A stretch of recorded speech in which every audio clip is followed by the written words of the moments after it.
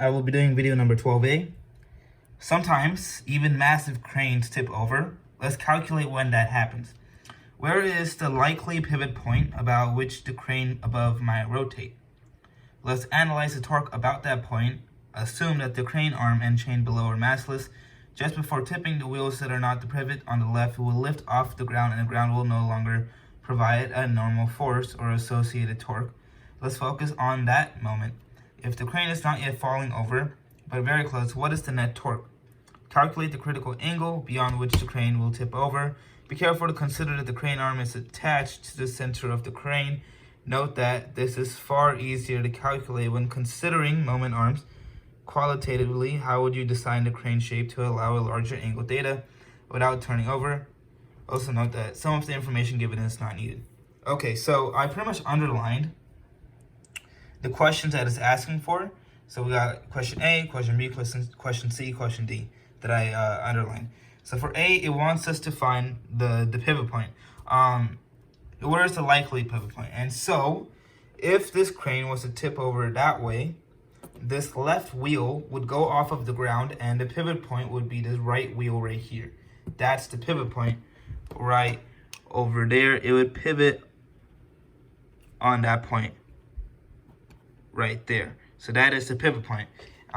If the house is going downward and the crane tips over, that is the pivot point, while the left wheel will go off of the ground. And so so the next question is, if the crane is not yet falling over but very close, what is the net torque? And this is knowing that there is no normal force off of the left wheel because it is partially off of the ground. And so for that, we can use moment arms and the line of action. So if you look over here, this line going up, that is the line of action, and then this line right here, that is the moment arm. And so we can split torque into X and Y components. And so for the X component of torque, pretty much just going to be the torque. The forces are the gravitational force of the crane and the gravitational force of the house. And so we want the radius in the horizontal direction, X direction. And so what we would do is our formula would be mass of the crane times gravity times 6 meters, which is the length of the moment arm, which is halfway between the length of the crane horizontally. That is this length right here, and that is 6 meters. 12 divided by 2, that is 6, because the mass, assuming that it's at half, right in the middle of the crane. So that's 6 meters horizontally. That would be the line of action. And so that would be mass of the crane times gravity times 6 meters plus the mass of the house times gravity, because it's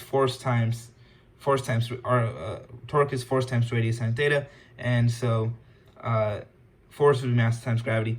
And then for the radius horizontally of the house, we are given this triangle.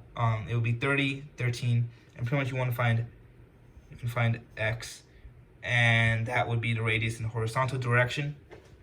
And so if you use the Pythagorean theorem, you find out that would be the square root of 731. And so you plug that in. And so that's the torque in the horizontal direction, or X direction. And for the Y direction, you do the same exact formulas, mass times gravity, which is force of the crane, times the height, which would be 5 meters. That would be 10 divided by 2, because mass is right here, that would be 5 meters. And then the mass of the house times gravity, which is the force of gravity of the house, times the radius, right over here, times the radius, which would be 13 meters. And that is the distance between the top of the crane, or that's pretty much the distance of the rope or the chain that's holding the house. And so you're given that, then you got to plug in the values for the X direction. We know that the mass of the crane is given to us. That would be 12,000 kilograms. We plug that in. Gravity is 9.81 meters per second squared times the radius, which would be 6 meters, plus the mass of the house. That was given to us as 14,000 kilograms. You multiply that by gravity, which is 9.81 meters per second squared, times the radius, which we found out to be the square root of 731, to get this value for the torque in the horizontal direction. And you would do the similar thing with the y direction, where you would plug in the values to get 12,000, which is the mass of the crane, times 9.81 meters per second squared, times the height, which is 5 meters, plus 14,000, which is the mass of the house, times 9.81 meters per second squared, that is gravity, times the height in the y direction, which is 13, and you'd get this value. Now, they want us to find the net torque. To find the net torque, you would pretty much do the square root of the x squared plus y squared. For our x, that is torque in the horizontal direction, and you would square that plus the torque in the vertical direction, and you'd square that, and do the square root over all of that to get this value, that is 5,016,840.288 newtons. And so that is the net torque. Then it wants us to find the critical angle beyond which the crane will tip over.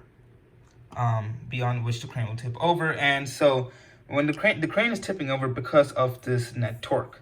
This net torque is what's leading for this crane to tip over, and so we can use that to find the critical angle. And so to do that, you would pretty much use this formula called tan theta is equal to y over x, or the torque in the y direction over the torque in the horizontal direction, and you do the inverse. Theta is equal to the inverse tan of that torque in the y direction over torque in the x direction that we found earlier.